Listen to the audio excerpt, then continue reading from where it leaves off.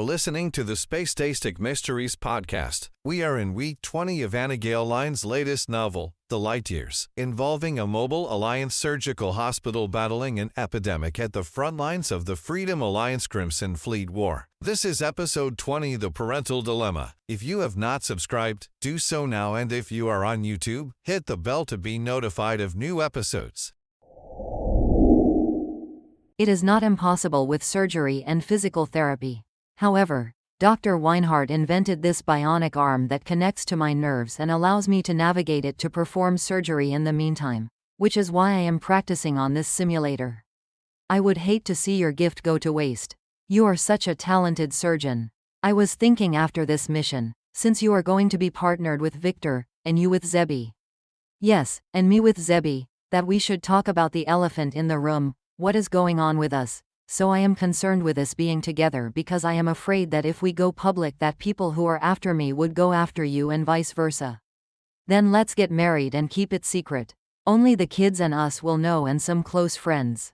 That is what I was thinking, but I only want you, me and the kids to know.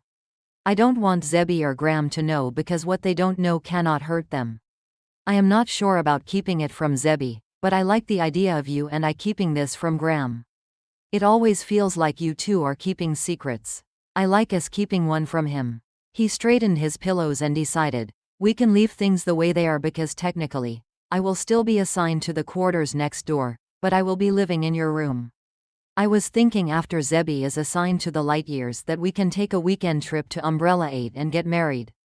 We can tattoo our rings on our fingers, or we can wear them on a chain around our necks. He tilted his head to the side. Are you really talking about marrying me? Actually, this is the second time I am agreeing to marry you. I have relived all this once. The first time around, we were having to evacuate because the Lightyears was filling up with gas and was going to explode. Then I woke up to hear Dr. Winehart's diagnosis again, and I told Graham to check for gas, which they have contained. Wow, I wonder what caused that. I don't know. I am not going to question it because the Lightyears is not going to blow up from the gas, as it was before. However, the people on Kilo 8 think it still is because they are evacuating the planet. Graham has agents down there, trying to find out what they are hiding. What evidence they wanted to blow up. Exactly. This is the second time we have had this conversation? Did I agree to the tattoos before? I like the idea. I like the idea too, and so did you. But then I remembered these rings I saw on Umbrella 8 that have a button to make them invisible. We could wear them visible in the quarters and invisible everywhere else. Let's do that. Shouldn't we discuss this with the kids before we do it? This is our decision. I don't want them thinking they can change our minds. I wanted to adopt Charlie and Spencer. We do a sealed adoption. They don't take your last name, but legally, you would be their adoptive father, and I will add you to the list of who can take them out of school. I do think that is a conversation we should have with them after they get to know you more. I agree that is a conversation we need to have with them, but as much as I am glad you agreed to marry me, I need to know what changed your mind.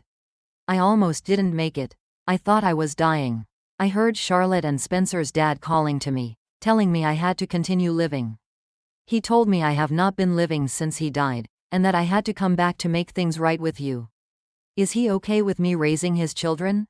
He is, I admitted, looking over at him. He wants me and the kids to be happy and taken care of, not that I cannot take care of myself, his words not mine. Yes, but I have heard you utter them many times. My Quan pad chimed. I grabbed it off of the nightstand to see Fireball returned the information from the encoded chip.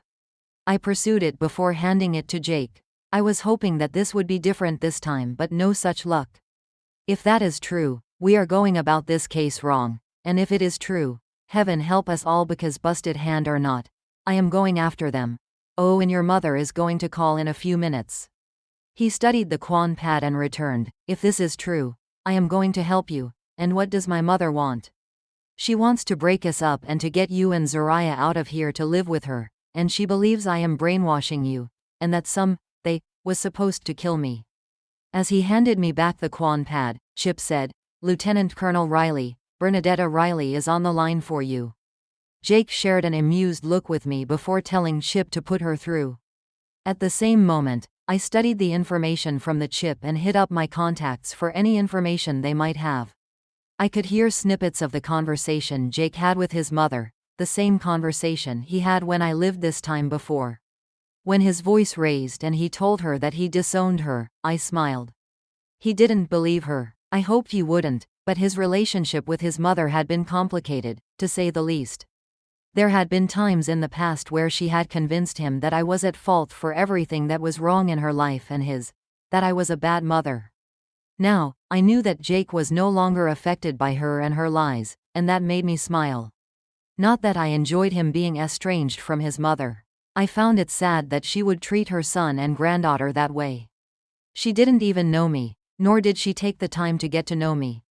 When he disconnected the call, he turned to me. I need you to know that I do not believe her, nor will I allow her to break you and me up or take away our daughter. I just wonder who this they is. Is she working with the Island Committee? The think tank? What is going on with her? I shook my head. That is the second time I heard that conversation, and I am not any wiser about the situation as I was the first time. I do know there is a Clue Club meeting tomorrow. I am a little fuzzy on the details of what happened after the conversation with your mother, so the information at the Clue Club meeting will be as much of a surprise to you as it is to me. I will be glad when this case is over, not that I don't enjoy working with you. I understand. I want it over too, but I want it over so you will finally marry me. We discussed marriage and how we would handle things until we fell asleep. Once they appeared on the terminals in between Jake's nightstand and mine the next day, Alex exclaimed, "I have this feeling that we had this meeting before. I feel like we have had a discussion of our findings, and your vessel was filling with gas, and you were planning to evacuate." The other members of the Clue Club agreed. I looked to Jake. "I told you and Graham that I was reliving this," Jessa maintained, folding her arms. "That is interesting that you went through it, but Jake and Graham didn't." I nodded and shrugged my shoulders. I don't know why they did not experience it. However, the first thing I did when I realized I was living the same time period again was to ask Graham to have my crew see if there was any gas leaking on the Lightyears. They contained it before it could reach the levels from the previous time we went through this. Also, Kilo 8 is evacuating, so they still expect us to blow up and destroy whatever evidence they are hiding. Graham has agents on Kilo 8 trying to figure that out, and on Sierra 1, the planet they are evacuating to. "Good job," remarked Zebby, catching my eye. "Since Jake does not remember our previous meeting, do we want to bring him up to speed?" Jessa started. "We traced the breakup call to the university library on Kilo 8. Donnie wondered if it might be Cassia because she has had feelings for you in the past." "Cassia," Jake returned, tilting his head to look at me. "I don't know that I see her doing this. She has been more loyal to you than me over the years." Tony spoke next, about the think tank. "We were aware beforehand that Danny's parents were a part of the think tank, but, Jake, were you aware that Bernadetta Washington Riley was a part of it as well?" He shook his head. "No, I didn't know the think tank existed before this case. However, after that conversation I just had with her, I wouldn't doubt it. She tried to break me and Donnie up and take Zariah and I away from the Lightyears. She told me they were supposed to kill Donnie. We are wondering who the they is." Alex admitted, "That is curious. I know we are all wondering whether she is referring to the Island Committee." I saw everyone nod their heads. Jake tilted his head to the side. "If my mother was a part of this, why wasn't she taken captive like Danny's parents?" "We don't know yet," Alex replied, moving her eyes around the group. "What we do know is that the top secret project was them trying to create a self-sustainable environment like the Biosphere Project in Arizona on Earth. They were using Kilo 8 as their test planet. Otherwise, Kilo 8 would be uninhabitable. Their dome took up most of the planet, invading any current inhabitants of the planet, thus sparking a war between the humans and the inhabitants. The question we have never answered is," I responded, fixing my pillows, then leaning back on them, "were they mad enough to kill the humans? To create a disease to wipe them out? To hold them captive?" As stated at the previous version of this meeting, we don't know. "We don't have the evidence to say either way," Tony provided, running his fingers through his hair. "The information on the chip I sent to Graham and Fireball before the explosion, The information fireball was decoding for me. It has the cure on it. From what I have observed, I think that the island committee has a leader, someone who is pulling their strings. Who? They said in unison. I don't know. I remember the person being referred to as the Oracle. It is in the information, along with the cure. Alex mentioned, you have to admit, it is exciting to know there is a cure. We just have to locate it. I turned to Jake just as he started to speak. I don't like that my mother is involved. Jake repeated what he said the first time, because anywhere she is, that wicked stepfather is, Wolfgang Barreton. Nate supplied, exchanging looks with us. Jake wagged his thumb at Nate and added, this kind of thing is right up his alley. He is powerful enough in many governments to cause this ripple effect. The island committee would get afraid when Alfan Barton came to visit. I am betting that is Wolfgang Barreton. Looking around me for the voice I knew would come next. But why would my mother and stepfather be involved with this outside of the think tank? I shook my head. I don't know, but I can almost guarantee his involvement. Then I heard the voice whisper, you were not supposed to know you lived this before. Like I said before, you should have ran while you had the chance. This is no place for a smart, pretty woman like you. Now I have to end this once and for all. Then I felt the prick again. I didn't look around. I knew no one was there. I felt no panic this time. Just then I started to speak in a language I'd heard many times on Kilo 8. As Dr. Winehart entered the room, a person with thick hair and skin darker than mine but not as dark as Jake's, that sported a rugged jaw, cold black eyes, still outfitted in a cappuccino-colored jumpsuit, appeared in the room. He had not walked in. Just appeared. Jake's face hardened. He ran his eyes over the man before uttering, what the actual hell? How did you just appear here? Why are you here? To freakin' torture me some more? The man and I continued our conversation. Most of the exchange I knew instinctively. Let's dispense with the small talk since we both know we have had this conversation before. You think that you are a match for me, you want to destroy us and the evidence on the planet, and you do not care who you kill in the process.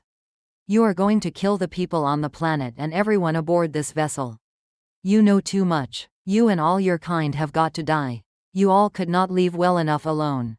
No, you had to come here with your experimental biosphere.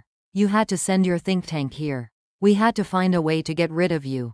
One of your people realized the power of those gold flecks, so we decided to come with our own experiments, and happened upon the disease. We spread it among the humans, trying to kill them all, but when that failed, we came up with a plan. Why lure my people to your planet to, I required, using air quotes, cure this disease?